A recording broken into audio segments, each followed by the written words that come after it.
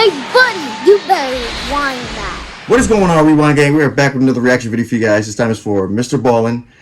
Which one is it? The Real Story of the Undead Army.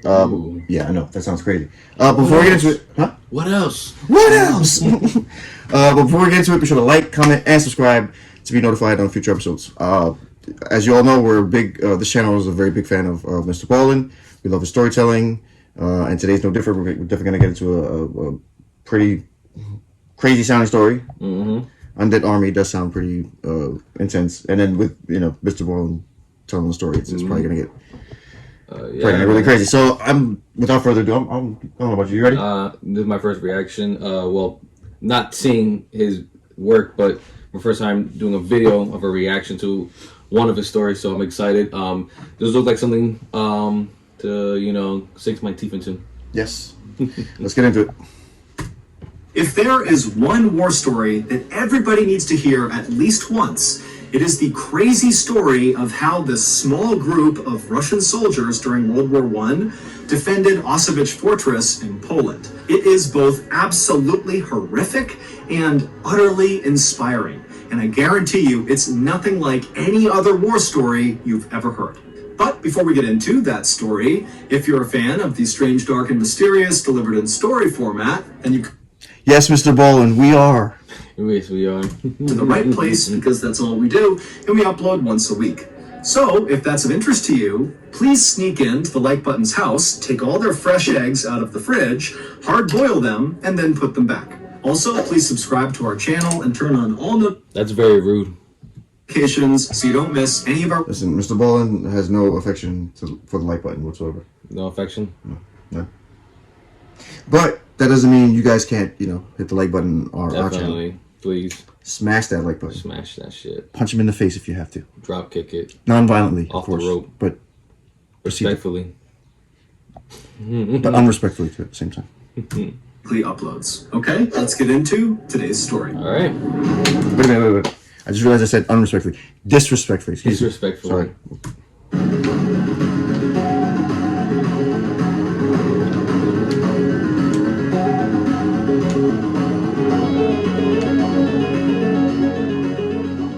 On the morning of August 3rd, 1915, during World War I, a 21-year-old Russian soldier named Vladimir Kotlinski looked out from behind the huge stone walls of Osowiec fortress in Poland. Out in front of him, he saw the same landscape he had been looking at for the last 6 months that he had been stationed at this fortress. It was a big, swampy forest that surrounded them on all sides. Additionally, in this swampy forest around them on all sides were dozens and dozens of trenches. Trenches are long, deep pits that soldiers will dig to both hide inside of when they're being attacked, and then also to launch their own attacks out of from behind their dirt walls. And these trenches that zigged and zagged all around Osowiec fortress were created by and now occupied by 7,000 German soldiers. And during World War I, the Russians were fighting the Germans. The Germans really wanted to take Osowiec fortress from the Russians. It was in a... And just a little bit of history. The Germans and the Russians both fought dirty. Like, very dirty. Very dirty. So that's something to consider going into a story like this. I'm pretty sure, it's going to get kind of gruesome. So, yeah. It was like the Wild West, out there. Hell yeah. Ran out of ammo, that didn't matter. They'll beat you with the magazines, like whatever's nearby. You know what I mean? With the front of the gun and shit. Gouge your eyes out. Man. It was a time. It was a time.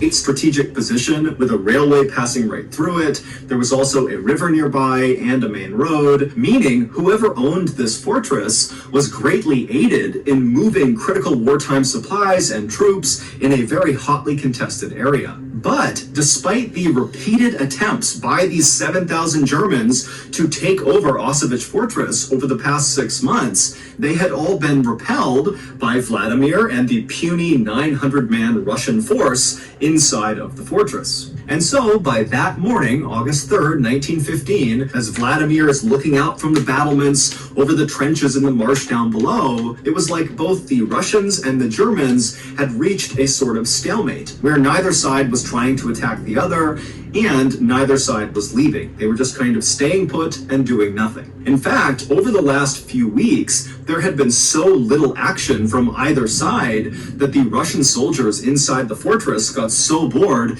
they began sneaking out the side door of the fortress to try to catch fish with their bare hands in the nearby river. But this morning, as Vladimir stood atop the wall, he noticed something strange happening in one of the trenches that was located closest to the fortress. It was still several hundred feet away, but he could see clearly down into this trench. And what he saw was there was this cluster of high-ranking German officers that were kind of huddled together, and they kept looking down at the ground at something inside of the trench that Vladimir couldn't see, and then they would look up at the sky and kind of wave their hands around, and then they'd look back down at the ground below them. Now, Vladimir had no idea what they were doing. I mean, again, he could not see what they were looking at in the trench, and when he looked up into the sky where they seemed to be looking, it just looked like a regular blue sky. But whatever they were doing, it was making Vladimir feel nervous. Vladimir was a young junior officer, which meant he was in charge of other soldiers, but because he was so new, he lacked experience and credibility, and so really wasn't considered a serious leader within the army. And so Vladimir, as he's watching this strange behavior, was concerned that if he left now and told his superiors that he was worried about the Germans because they were looking at the sky funny and looking at the ground funny, that it would make him look like he was being paranoid and not a good leader. And so ultimately, Vladimir just looked at this cluster inside of the trench and decided... Can you imagine having to hold that type of information in? Like now, everything's sensitive. You see something, say something. Right. Like back in the day, everything was so untrustworthy. You have to hold something in like that, which sucks because, I'm pretty sure whatever they're huddling over is not right. Good, you know what I mean? Like for them to be standing outside in the wide open, they're confident that the Russians are gonna look and be like, okay, whatever. They're not approaching us. They're not approaching us. They're just standing there. You know what I mean? And that's the wrong that's very strange because I feel like, especially high-ranking soldiers. Well, the guy. If I was me, I'm like, I could have popped a shot. If that's. Well, I was gonna alert somebody or alert. Yeah. Troops. If I see something like that going on, you know what I mean? Like. Have a general. I feel like there should have been a general concern. I don't know. He should have been more. He was worried, but he should have just been like, "Fuck it," like just say. No, like as well said that the guy was kind of nervous about telling people what he saw because they're looking because he wasn't charged, but he wasn't like his word wasn't like. No, he was in charge, but he was afraid that if you tell him something like that, they're gonna think him he's not fit to be a leader. No, because his words didn't hold weight. It's just them. It's just Germans looking inside a hole. So what? Yeah. Let's get back into the scene. You know what? They're not shooting at us. There's no attack. They're approaching us. They're approaching. So whatever they're doing, it can't be that big of a deal. And lately, no one's done anything, so why would that change now? And so Vladimir left the walls of Osowiec Fortress and went down below to hang out with his friends. 3 days later, at 4 a.m, the Russian soldiers who were up along the Osowiec Fortress walls keeping watch that night noticed something strange out in the darkness near where the Germans were. When they looked out, they saw that the dark night air almost looked kind of blurry or wavy, kind of like if you were looking at air coming off of hot pavement on a sunny day, it would look kind of blurry. That's what the night sky looked like to them. But of course, it couldn't be because of heat and sun, because it's the morning, it's cold, it's dark outside. And so as these Russians are looking out, not sure what to make of this blurry air, they began calling up more Russians to go have a look and figure out what this was. And over the next couple of minutes, as the Russians looked out from behind the walls at this air, they realized what it was. It was this huge grayish-green cloud that was as wide as the fortress was, and the wind was blowing it in their direction. Now, the Russian soldiers had no idea what this was, and so they just kind of stood there watching it in stunned silence. And as they watched, they saw as the cloud would touch any vegetation like leaves on trees or the high grass in the marsh, it would all turn black and shrivel up. And then the soldiers began hearing a soft... That's poison. That's something like that. Yeah. They were in World War I. They were experimenting with chemical chemical warfare, I believe. Chemical warfare. So I'm guessing this is an thump, example. thump, thump, thump, thump, out in the darkness. And it was the sound of birds dying and falling to the ground that were inside of this cloud. Yeah, At this that's- point, the Russians began to panic, and they began to run to sound the alarm to get the other soldiers up to prepare for an attack. But as they did, they began to smell this very harsh chemical smell coming into the fortress. And then before long, all the Russians could hear was the sound of their comrades coughing. It would turn out that strange behavior that Vladimir saw 3 days earlier of the German officers huddled together looking at the sky and then looking down at the ground and then back at the sky again. What they were doing was preparing for a chemical attack on Osowiec fortress. On the ground, out of sight of Vladimir, were canisters containing That's the poisonous gas. wild. And when the officers would look up and put their hands up, they were gauging if the wind was Oh, Back just a little bit. wow. Pause it on the picture. See if I can get there, right there. Yo. You can see the canisters right at the bottom. That is crazy. That's disgustingly foul. That is wild, yo. That is wild, bro. They should have. Vladimir should have. I'm not saying he didn't make a bad decision, but Yeah, he probably should have just warned you them. should never. they were gauging never if the become- wind was strong enough and in the right direction to launch the attack.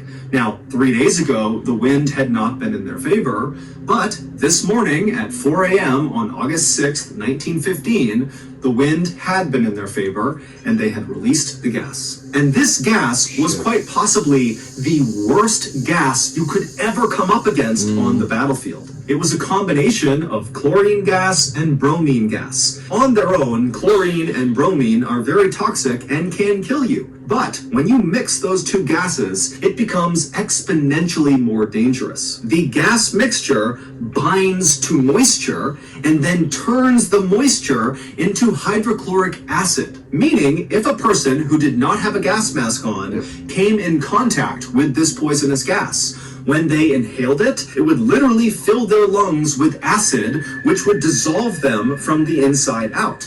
And then also, the gas would get into their eyes and into their nose, and the acid there would burrow holes into their skull. And once you've come in contact with this gas, there's nothing anybody can do to save you. You're gonna die, except it's gonna take a really, really long time. You don't just immediately dissolve. It's this long, drawn-out, excruciatingly painful process. By this point in World War I, chemical warfare was really not being used by anybody, and so as a result, the Russian army did not outfit their soldiers with gas masks. The German army did, and they knew the Russian army did not. So, as this horrific poisonous gas began permeating every square inch of Osowiec fortress, all of these Russian soldiers had nothing they could do to protect themselves from this gas. And so right away, soldiers began bleeding from their eyes and their mouths and their ears, and they literally began coughing up chunks of their lung. And so very quickly, the Russians inside the fortress understood they were being poisoned. And so these soldiers that were not as affected, at least not right away, by this gas, quickly began ripping off their shirts, dunking them in water, and wrapping them around their heads to try to limit how much they breathed in of this chemical. But it really didn't do much to stop the chemical. In fact, these makeshift gas masks might have made it worse because the gas would have bound to the moisture on the shirt. And so the Russians were totally doomed. They were surrounded on all sides outside the walls by their enemy, and then inside the fortress was this gas, and there was no ventilation in the fortress, and so there was nowhere to go. They couldn't escape death no matter where they went. And so Vladimir, he was one of the guys that was still on his feet inside of the fortress, and he stumbled over to this narrow window on the side of the fortress walls, and he looked out and he saw all these Germans running towards them, firing their machine guns, artillery's being fired. I mean, he knows they are moments away from the Germans reaching the fortress door, coming inside, and killing every last one of them. But Vladimir's reaction to this was not being scared or being sad. Instead, he suddenly felt incredibly motivated. If they're going to come in here and kill us, then we're going to make it as hard as humanly possible That's right. first. Vladimir had a reputation for being totally fearless. Over the past 6 months that they had been under siege from the German army out in their trenches, anytime fighting broke out, Vladimir was always the first to run up and be right on the front line of fighting. And then several times when his comrades had been shot or wounded, Vladimir would run out into the line of fire to save the fallen soldiers. It was like Vladimir lacked any instinct for self-preservation. And so as the Germans continued their run towards the fortress, artillery shells are hitting the walls, there's constant gunfire, and Vladimir, he leaves his window and he marches back over to the open courtyard inside of this fortress where the 100 or so other still living Russian soldiers were. I mean, they're all gonna die. They've been totally poisoned by this gas, and it's just a matter of time now, but they're still on their feet, and Vladimir walks over to them, and even though, again, he's pretty junior, he stands up and he says to them, "This is our moment. We are all going to die. But what we do right now will define us." And the way Vladimir said it, he got those 100 soldiers who were on death's door to be so motivated so quickly that they rallied to him. And so as these men are literally bleeding out of their eyes, their mouths, they're coughing up pieces of their lung, Vladimir explained the plan. And then moments later, with Vladimir... That's warriors mentality right there, man. Just to, yo, I know I'm about to die, but yo, So we're taking. we're going out. Yeah, we're going all out though. Screw it. The Grim Reaper will wait. He will wait outside door. He will wait for us outside. I spoke to him. He's We good. killed Germans now. Let us continue In the to. front, this gaggle of soon-to-die Russian soldiers Gaggle. charged towards the gates, opened the fortress, and began running out towards the Germans, screaming with their bayonets lowered. Now, the Germans on the outside fully expected that this chemical attack would kill all of the Russians, that taking Osowiec fortress would be super routine because when they walked in, everybody would be dead. And so suddenly to have the fortress open and have these men that are covered in bloody rags and they're puking up pieces of their organs and they're stumbling forward like zombies with bayonets out, screaming like banshees, it scared the living out of the Germans. In fact, they were so quickly terrified by what they saw, they literally dropped their guns, turned, and began running back towards their trenches. And you know they're also wearing gas masks, so the visual is probably not as clear. Yeah. So they're definitely just seeing something, what mixed in with the fear, adrenaline, like Yeah, their minds like racing. just those pictures alone, seeing you know them like that with the gas mask on, like just walking towards you, it's creepy as hell. Like, and then it's the sounds muffled, so you probably hear like death curdling sounds and stuff because they're coughing up blood. Yeah, I know. Oh my god. As they did, Vladimir and his dead man army began picking off the Germans one by one. And then after Vladimir and the dead man army ran out of ammunition, they just continued staggering forward directly into the thousands of Germans in front of them and began picking up dead German weapons and firing them.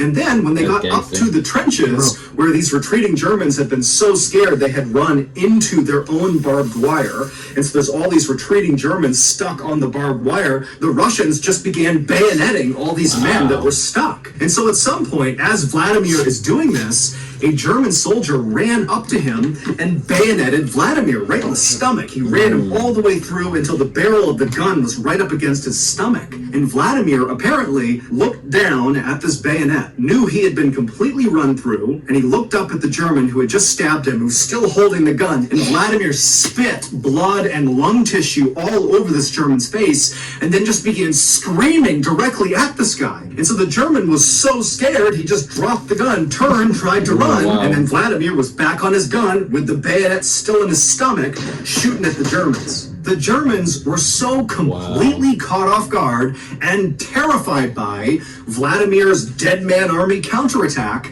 that even though they outnumbered the Russians 70-1, they failed to take Osowiec fortress. The main reason for that was the Germans who had escaped the counterattack and made it back to their trenches. They told the other German soldiers that the Russians had turned into zombies, literally, that they were undead, and so attacking them was pointless. They're already dead. and the Germans were so scared they refused to leave their trenches again. Once the Russians could tell they had successfully forced a retreat by the German army, Vladimir, who was still alive at this point with a gun still stuck in his gut from the bayonet, he called out to the rest of his soldiers to retreat back to the fortress. And so this handful of Russian soldiers who were about to die, they hobbled their way back inside of their fortress, and then Vladimir gave his final command: destroy the fortress. If we can't have it, nobody can. Every single Russian soldier that came in contact with that poisonous gas died, including Vladimir. When the Germans did eventually take Osowiec fortress at a later date, when again all of the Russians were dead, when the Germans went inside, they realized the fortress had been destroyed and it was no longer strategically valuable. Vladimir would be awarded posthumously Russia's highest military honor. His actions and the actions of the other dying soldiers that fought alongside him are remembered today in stories, songs, and statues all across Russia. Crazy. That's a dope story. That's a really dope story. Let's see if we can add or something. That just looks like his foundation, right? That he's talking about. Yeah. We have a podcast called the Mr. Ballin Podcast that puts out brand. That's the end of the episode. All right, guys. Yeah. Really good story. Guys, don't forget to check out Mr. Ballin's channel. Of course. If you guys don't want to, obviously watch a reaction, just go definitely check out Mr. Ballin. I'm going to tag him in the description. He's got tons of content. We love his stories. What'd you think of this one? Awesome.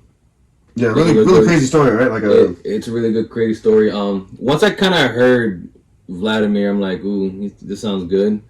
But I was kind of just wondering, if it was gonna be some really undead army type stuff, but this was actually just much better because there were dead men walking. So yeah, but for him to like tell it in such a way to make it seem like they were actual zombies was a dope spin on it. Yeah, because the point of view of the Germans obviously was like you're seeing people just not die. They're bleeding out their eyes and mouths, like it's spitting a part of their lungs and all type of crazy stuff. Like that's pretty gruesome, guys. So tell us what's your favorite part of the story, because there's plenty of parts that were crazy, especially the part where Vladimir got like impaled with the bayonet, and then spit in the guy's face and made him seem like he's a real zombie. Yeah, guys. So drop in the comments what was your favorite part of the story. If you're new to the channel, be sure to like, comment, and subscribe to be updated on future episodes. With the rewind, guys. You guys have a good one. Take care. Peace. Peace. Hey, buddy, you better rewind that.